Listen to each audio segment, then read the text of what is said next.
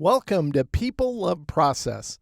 In many of my movies, I document the importance of drawing in context of the creative process, regardless of what specifically you may be creating. And in this movie, you'll see more drawing as well. But our industry is constantly changing. The software constantly changes, and that means our process can also adapt and improve with time, or at least give us additional ways to approach the same task. In this movie, I'll show you a project I did and how I pulled it off using both analog and digital methods. Then I'll show you how you can do the same thing using the Blob Brush Tool in Adobe Illustrator. I'll also show you how I used to work out color detail and how that has evolved and adapted as well. And I think it's improved my process. So I want to dive into that a little and show you what I mean in regards to adding that type of detail. We have a lot to cover, but I think you'll enjoy it. So let's get started. The inspiration for this project, or I should say the theme, because I was hired to create a set of iOS sticker art. And this goes back about 5.5 years ago or so, when Apple added to iOS the ability to download stickers and put them in messages and stuff. And that's what this set is for. I was asked to do a set of tiki theme ones, so I love tikis. Every time I've gotten a tiki statue, we've only been to Hawaii once, but anytime a friend of mine's going over there, I'll give him money just to buy me a little statue because I think they just look cool. But I also want him to get it from a local artisan who actually carved it, not some souvenir shop kind of cheap replica. I want it to be something an artist created. So this will be our theme. It all starts with drawing. Here's the thumbnail sketch. Thumbnail drawing is all about capturing the essence of an idea, not refining it. All you're doing at this point is mining. You're not refining. So I like to use a pin, a Papermate flare pin specifically, to capture that idea. And if I'm drawing in a pin, I can't erase it. So it makes me work fast and try different ideas. Once I get an idea like this that I like, this is where I'll refine it. I'll either start redrawing it with a pencil, and I might spend a little more time drawing it slowly, or I'll use a mechanical pencil as shown here just to get those thin lines. I'm not going to use this to build vector art. I'm going to use this to ink on top of it. And what I mean by that is I actually use a brand of brush pen called Pilot Brush Pen. I've only found these at one website. It's called jetpins.com. It's a Japanese site. And these pins, I can only get them from Japan, but they're not expensive. They last quite a while. But my daughter introduced me to these years ago, and they're awesome. So I just print out this refined sketch, and I just ink on top of it with one of these brush pens. And it, just like a stylus, if you're doing things digitally, you could use the same process if you have an iPad and you have an Apple Pencil and you might be using Fresco. You could bring your sketch in there and then digitally ink it. That's great. We're eventually going to have a movie up on People Love Process that covers that. I'm just trying to figure out what I want to do for that. But in this process, we're doing it in analog. And I love inking with these pins so much because the harder you push down, the fatter it gets with the line, the less pressure, the thinner. So you get this nice kind of tapering action. So this is where it starts. Once I get everything inked out in analog, this is where I'll scan it in on my flatbed scanner. I usually scan it in about 600 to 800. So what I end up with is a nice bitmap TIFF image, and you can see that here. And all we're going to do now at this point is we're going to image trace it. So let's go over and open up image trace. And once you have it selected, you want to make sure to click on ignore here. And what I usually do by default is I just pull paths all the way to the right and noise all the way to the left. Because I want it to trace it as tight as possible. And I think that's going to look fine. Everything else I'm going to leave default. We're going to click trace. Once it's done tracing, we'll go up here in the toolbar and we're going to click expand.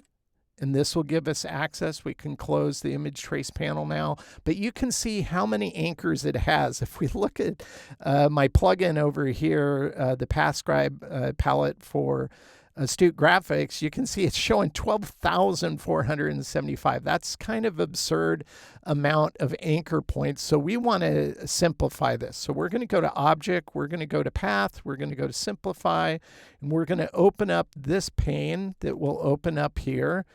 And we're going to make a few selections here. The first one at the top, the higher the number, the tighter it is. So I think we're going to drop this down by over half. So let's go 40% here, and we can go down here. This is corner point angle threshold. I don't completely understand what some of these terms mean, so I just noodle around with my settings. Right now it's 105, so I'm going to do 10 here, like that.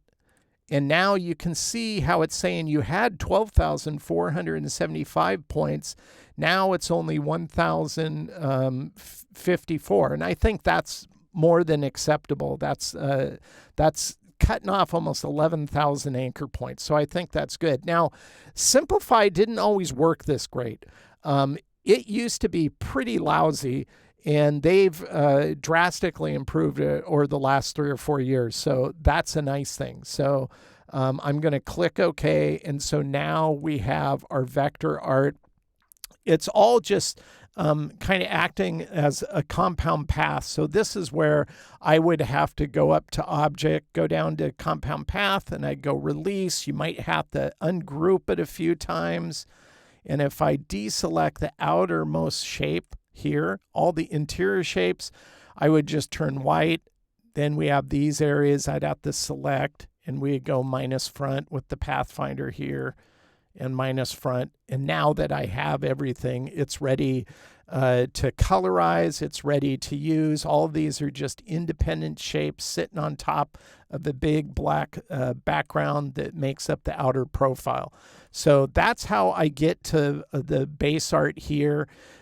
This artwork, by the way, is all proportionate to a square. That's because ultimately, all of these have to be a specific size for iOS standards for the stickers that work within the context of iOS on the iPhone. So they all had to be square proportions. They don't have to be geometrically perfect, but ultimately all of these will conform to the proportions of the square. So I just wanted to call that out. It's usually at this stage, I'll also print it out, and I'll actually work out all my shading as seen here. And this is just so it goes a lot faster for me to draw this out really quickly than trying to just wing it in vector form in Illustrator.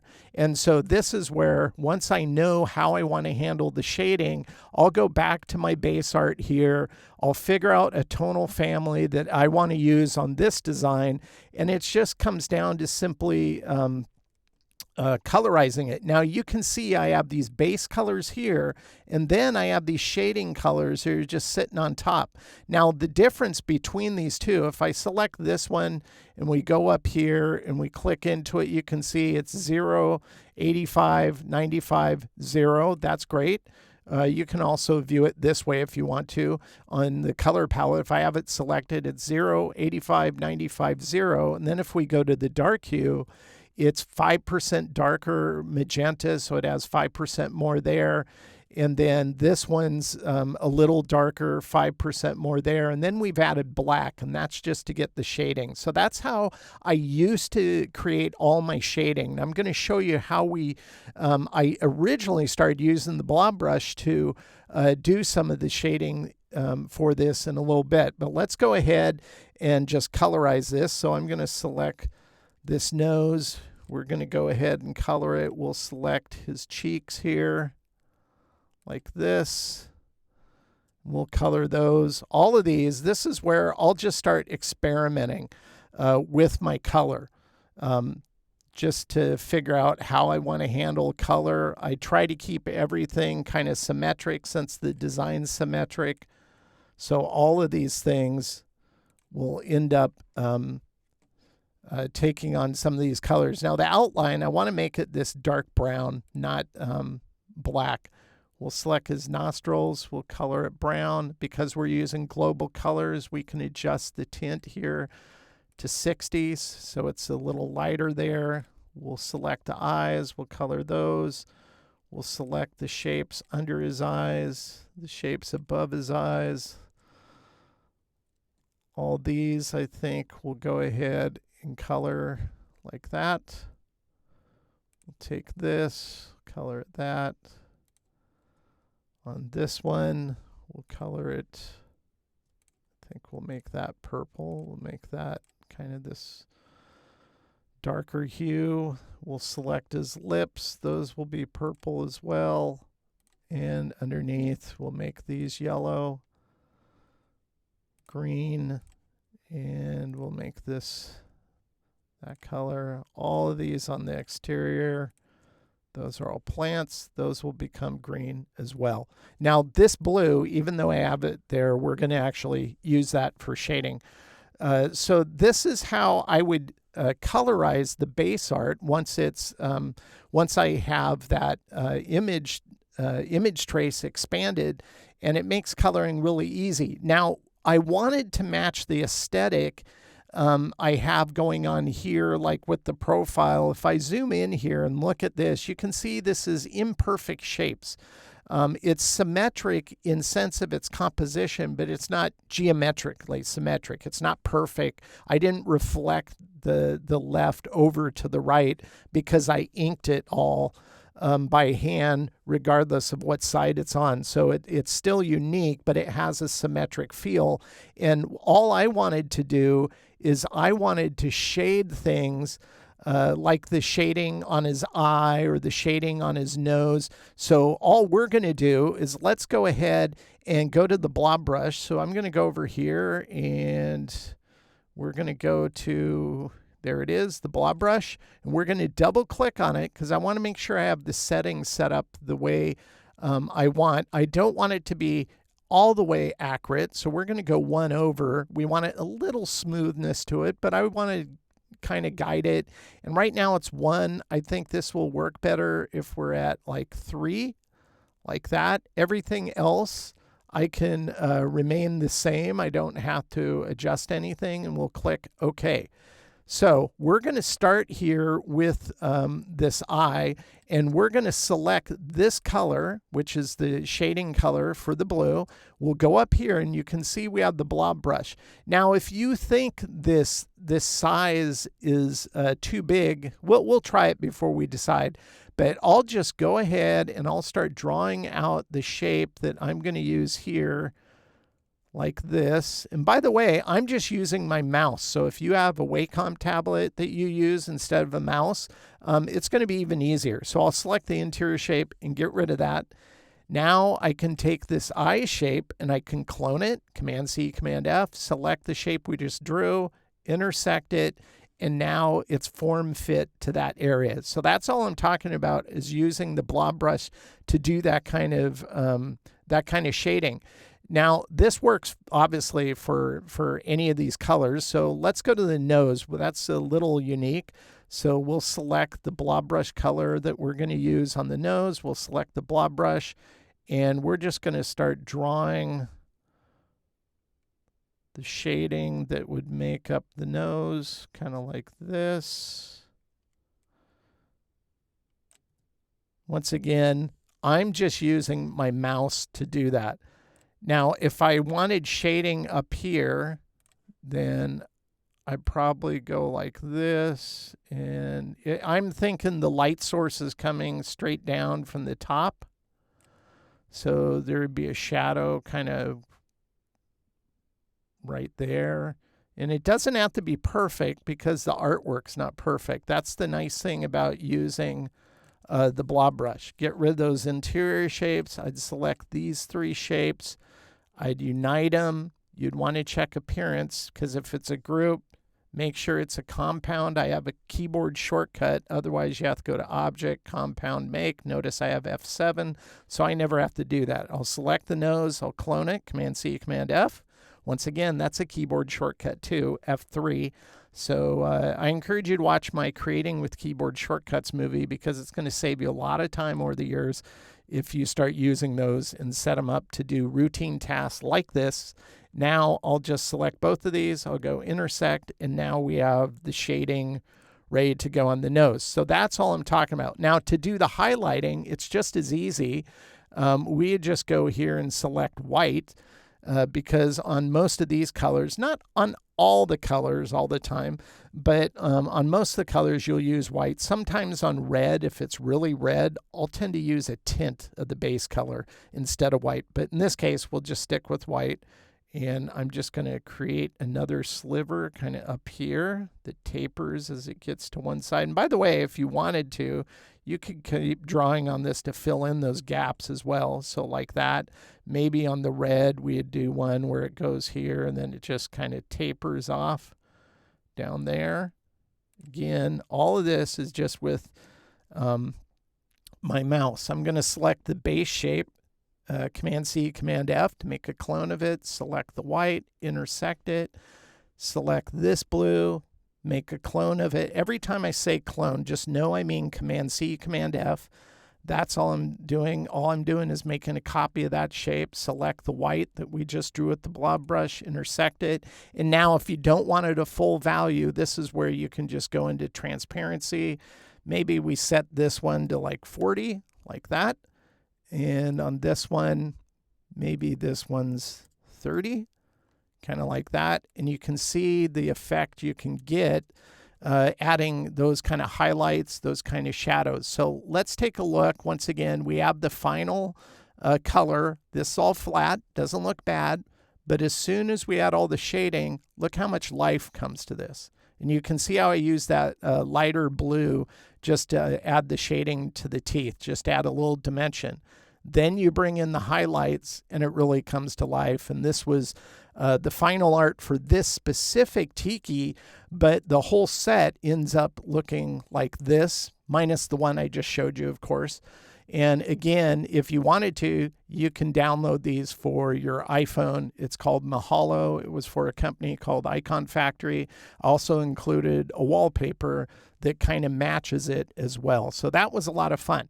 Now, that said, I want to walk you through how you can use the blob brush much like we did for shading, but you can use it for the line work as well.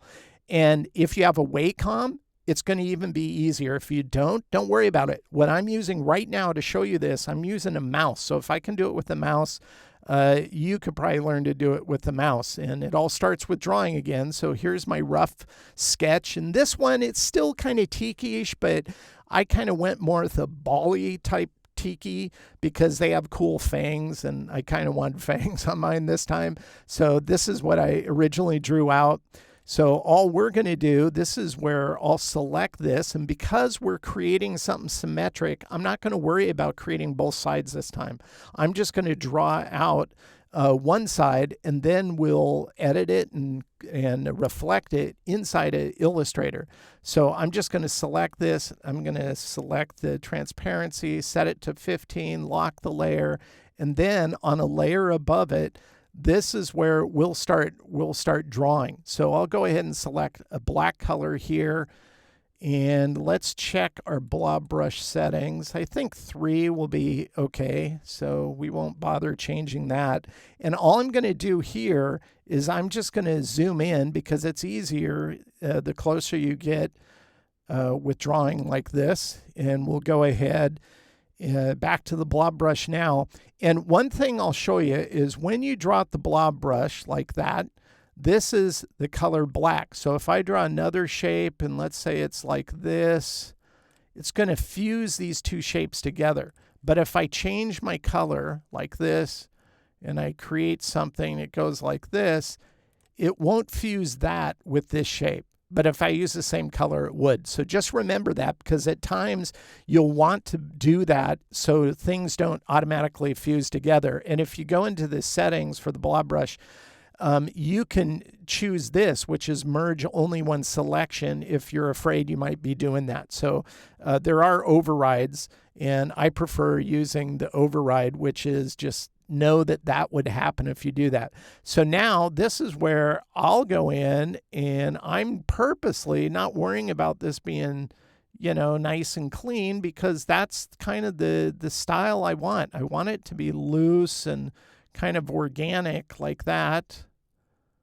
And then I'll go back in, and this is where I'll kind of make it thick and thin like this.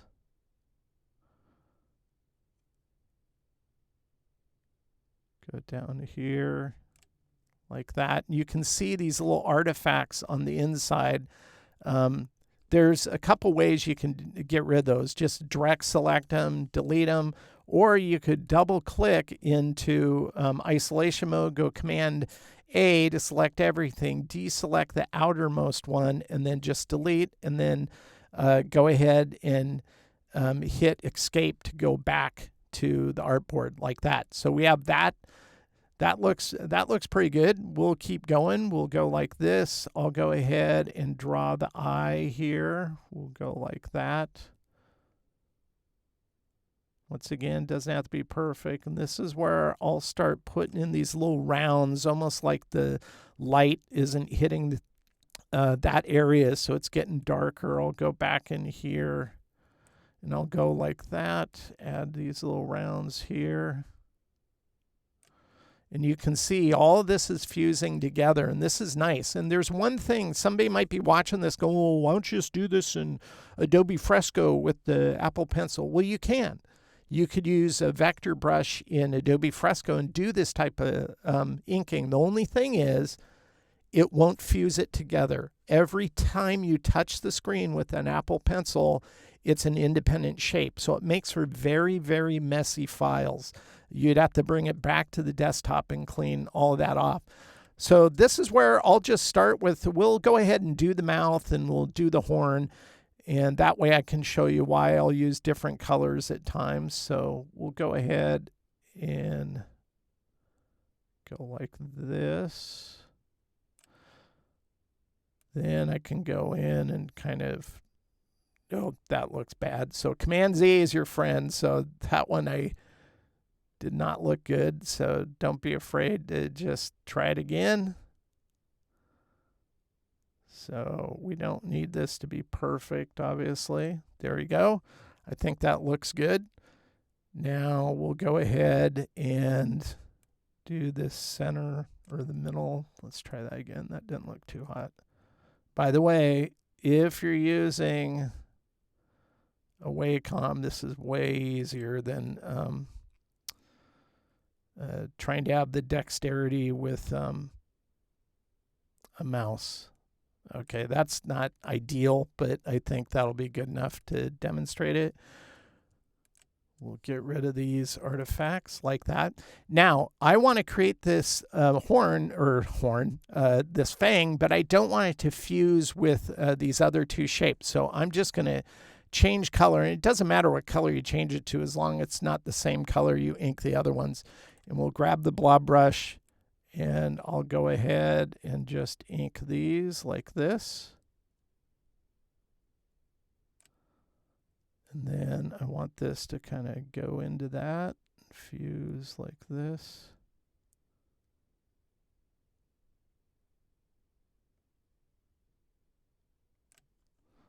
That looks pretty good.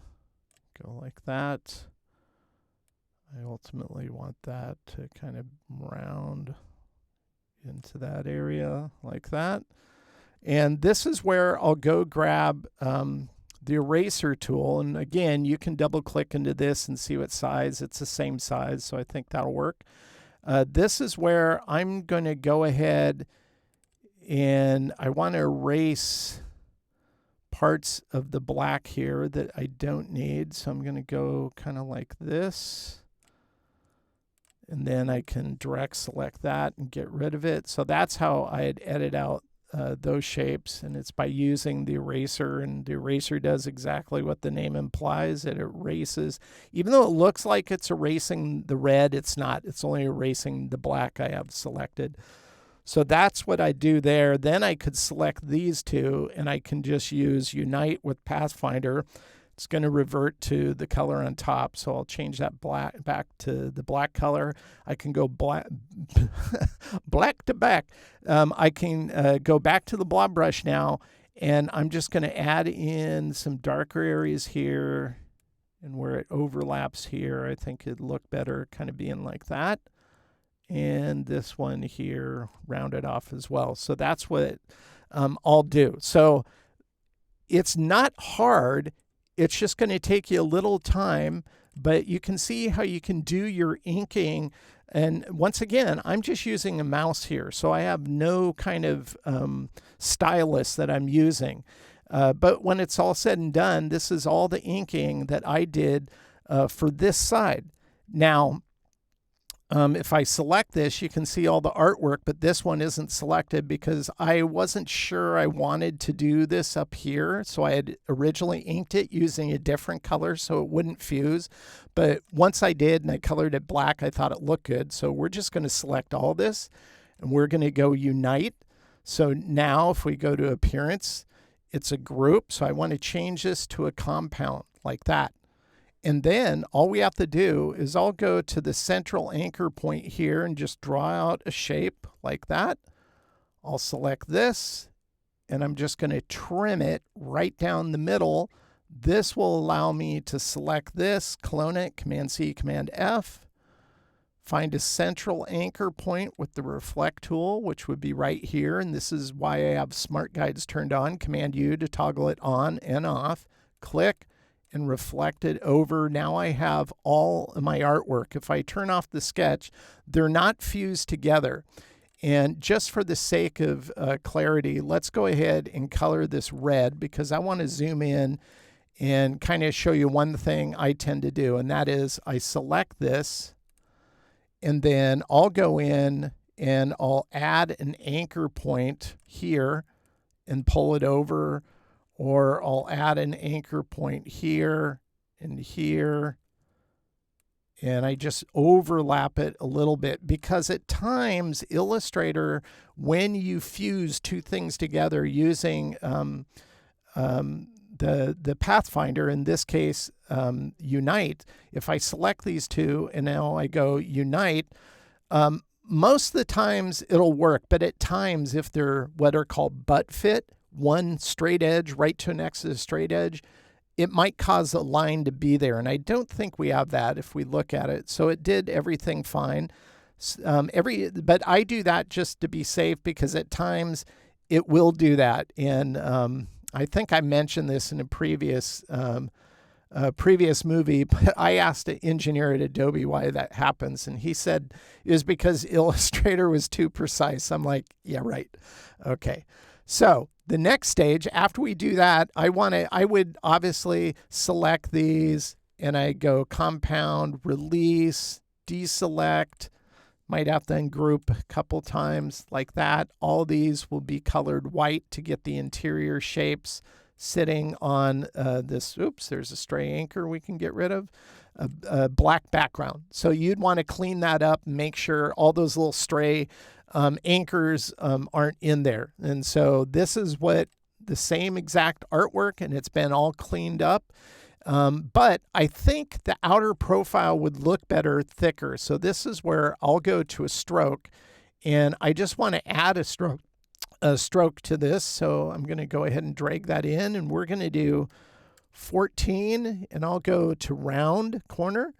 And I think that looks a lot cooler, having the outside outermost shape of that a lot thicker. And this is where I could select it, go to object, go to path, go to outline stroke. Once I have it converted to a shape, I'll just go unite. And so now we have that ready to go. I think that's going to work good. This is the point that I would usually print it out again and I would draw on top of it. And here is exactly all the shading I figured out. Now I'm going to turn this off. I just wanted to show you that before I colored it because I knew I wanted the light source coming from the top shining down. That's why the shadows are on the bottom.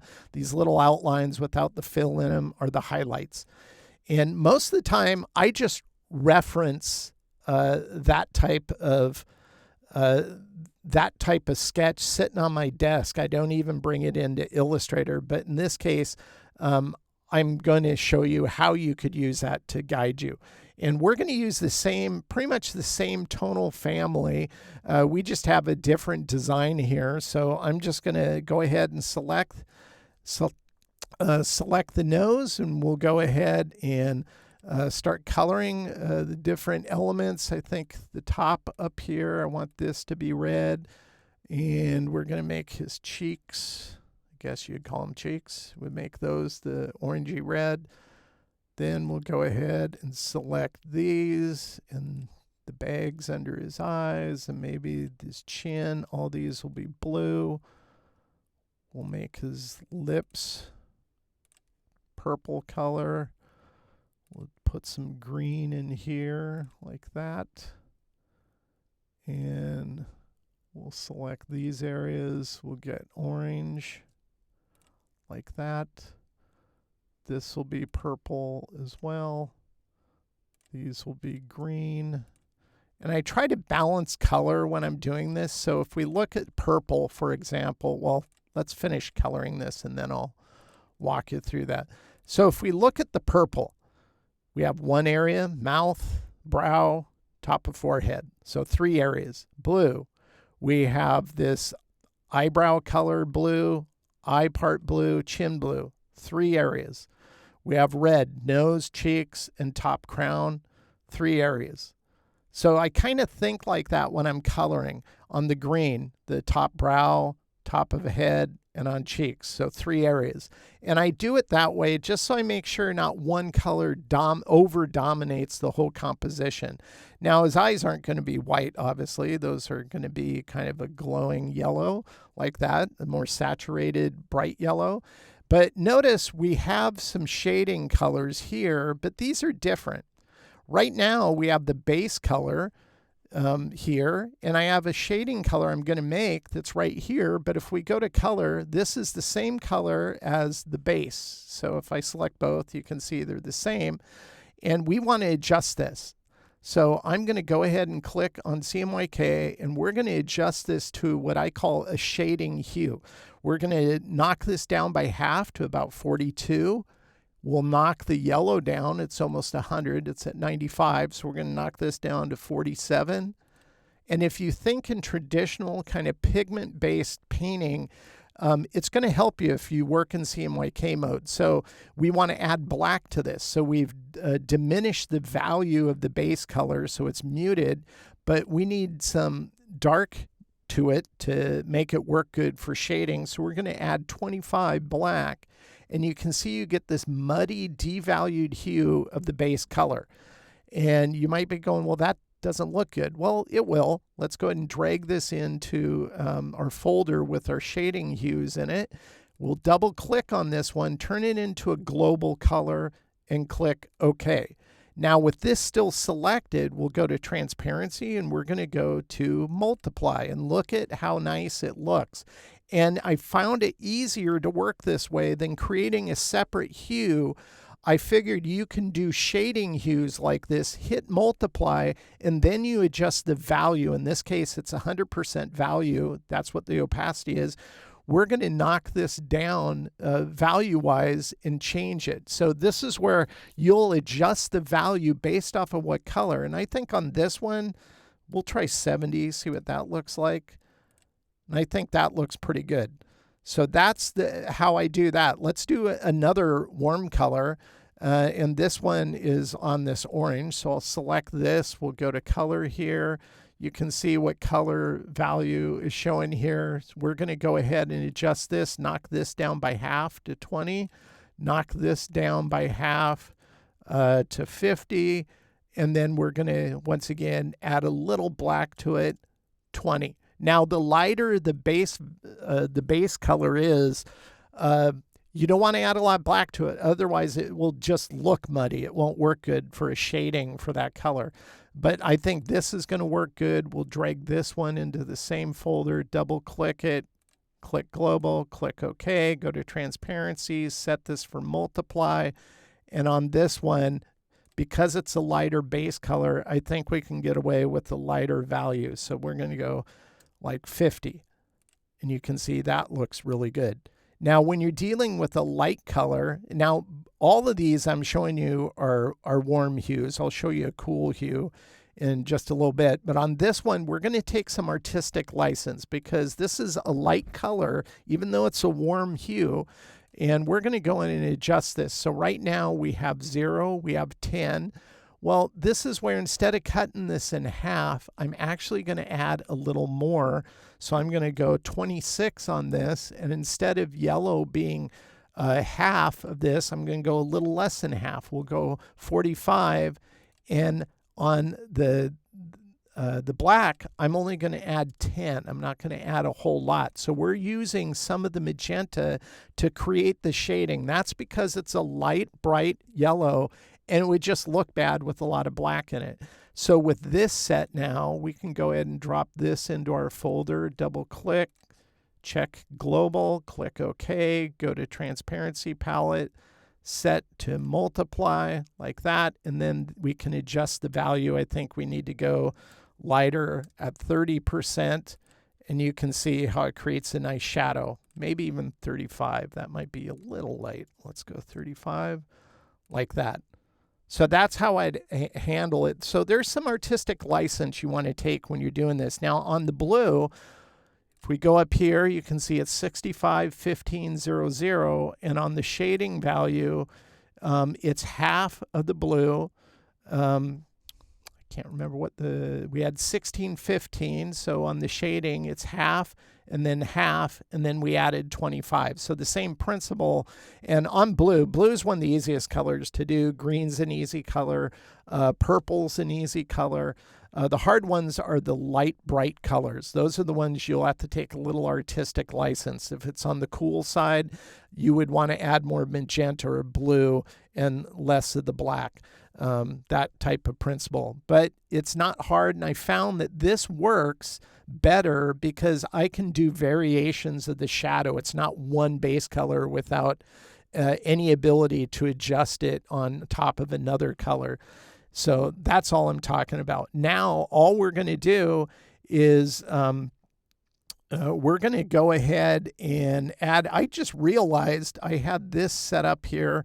We're going to use this. I want to show you how to do blob brush shading like I did previously, but in this case, if you wanted to let your drawing guide you like this is just a printout that I drew on, scanned it back in.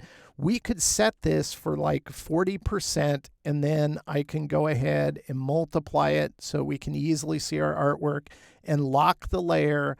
Then I can go to a layer above it once again, and I can zoom in. Let's zoom in on the eye and the eyelid here like this, like that. And we're going to go ahead and add some coloring, blob brush shading to that. So we'll select the blob brush. Boy, that's a tongue twister. We'll select the blue shading color. So we have that color loaded, the blob brush selected, and we want to make sure we're on the right layer. And then you can use this to guide you if you wanted to go off of what you sketched, like this. So we'll do that. Once again, I'm doing this with my mouse. Select the interior, get rid of that. We'll go ahead and we want to select white now. Go to the blob brush, and we'll create the little highlight here, like that. And we'll want to taper it off right about there. Select the interior, get rid of it. Now we can go ahead and select the base, make a clone of it, Command-C, Command-F. Select the highlight, intersect it, and it trims it. Select the base, make a clone of it, Command-C, Command-F. Select the shading, intersect it. Now with the form fit to the underline, we can now go to transparency. We can go to multiply. And then this is where you might want to turn off your shading, because I think this one would look better if we have the value knocked down a bit. And then maybe on this one, instead of 100%, we went 50. And that's how I create the shading like that. So same principles that we did on the original one apply to this one. But the nice thing is on this, if we just, let's go back and let's remove this to put it to normal and put this to 100%. If we select this and we go with the eyedropper and we select this, and this already has multiply and the value set up for the blend mode and the opacity, we can select this shape and just sample this with the eyedropper, and it makes the process go even faster. So let's do that on the eye. Once again, we're going to create the shading on the eye here. So we're going to use, we'll use that. We'll use the blob brush, and we'll go ahead and create that shape here by drawing it out with the blob brush. Like that. And we'll create this little, this is a shadow too, but it's just a sliver at the bottom. Okay, we'll go like that. We can turn off the shading layer. Select the interior, get rid of that. Select the eye, Command-C, Command-F to clone it. Select this.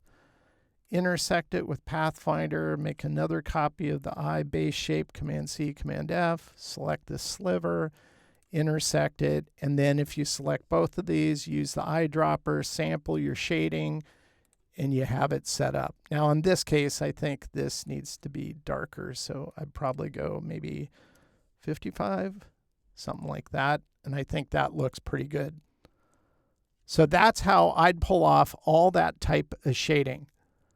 Now I think I just did this on the wrong layer, so this should be on our blob shading layer, like that. So that's how I do that. Now, ultimately, when I had all of the shading done, we're done with the tonal family at this point. We'll go ahead and turn on all the shading. So here's without, not bad. With looks a lot cooler. Even with the teeth, I added a little more detailing in there just to give it a little more character. And then deep shadows. So we have a shadow in here that's overlapping that color to diminish it, make it darker, but it even looks better if we did one more level of deep shadows just on that area. So I did that. Here's the final highlights in general. Those look nice. And then hot spots, where the light is extremely hot and hitting the closest to the light source, that is. So those are a lot of fun. So there's a lot of things you can do with artwork like this. Here's the final artwork. If I recolored the outline from black in this case, and we went ahead and made it brown, I think that looks a lot better. It looks a lot richer. In the final artwork, you could have it on a colored background like this. This is where you can have other fun with stuff. So here's a texture I created from an envelope. You know how an envelope has security patterns on the inside? Well, years ago, I saw one that had, it kind of looked like a, I don't know, like a tropical kind of weave type thing. And I go, God, that's cool. So I scanned it in and I made this texture from way back. And that's all it is a bitmap TIFF. I'll select it, and a bitmap TIFF by default is transparent, but where the image is default black, but you can click. In this case, all we're going to do is we're going to color it the same dark brown as the outline here. I think that looks good. Then we're going to go to multiply for a blend mode, and then we're going to knock the value down. Instead of 100, we'll go 35, like that. And all I'm going to do is color it or copy it to the clipboard, select our mask, and go Command-B to paste it behind.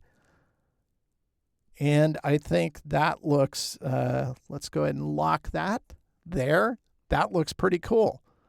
Let's turn on this one. Here's a texture I created years ago with an old toothbrush and just splattered ink on paper. So there's a lot of things you can do with texture. That's why I love texture. We're going to select this. We're going to color it this light brown color. Let's try this one. I think that looks pretty good. And we're not going to use well, maybe a little darker. Let's do it. Yeah, I like that better. It kind of disappears more. And then we're going to adjust the value. And so instead of 100, it's 70. Like, oops. Help if I type it in the right way. 70. That looks maybe even, let's multiply it. Then it'll kind of adjust. Ooh, I like that a lot better. So I like playing with textures just because it adds more character to the artwork. So that's really cool. That said, I like how simple the design is too. So I decided to experiment. I thought I was done here, and this is where I was going to end up ending this movie. But then I did this, and I go, ooh, I like that even more. It's just simpler. It's more hypnotic. And then I thought I was done again, and only to realize, you know what? Something was bugging me, and what was bugging me is his chin. I just think it's too much of that color in that area. So I went back and art directed myself and added one more area down there, and I think this looks better. So always improve your art if you think you can improve it. I think that's an important thing you can take away from this movie, if nothing else. But I hope you enjoyed seeing the blob brush in action. This type of digital inking you can, of course, do a lot easier using an Apple Pencil and Adobe Fresco on an iPad Pro. But many don't have a device to do that on, so this movie is a good method for those who don't. But that said, I have an iPad Pro, but I still at times just rock the blob brush in Illustrator because in Fresco, it won't fuse shapes together, which makes for a very sloppy file, as I mentioned previously. And I have to then spend time cleaning it up once I bring it to Illustrator on the desktop. So I don't know why they don't make it so it won't fuse together. That's why I never color in Fresco, because I don't want to end up with a sloppy vector file. That's why I push it to the desktop and clean it up. So if you like this movie, please consider sharing a link to my YouTube channel on social media. That'll help me grow the content I'd like to continue to develop for this channel. And if you haven't already, once again, please like and subscribe as well. Thank you for watching People of Process. And as always, I hope this content helps you to improve your own creative process.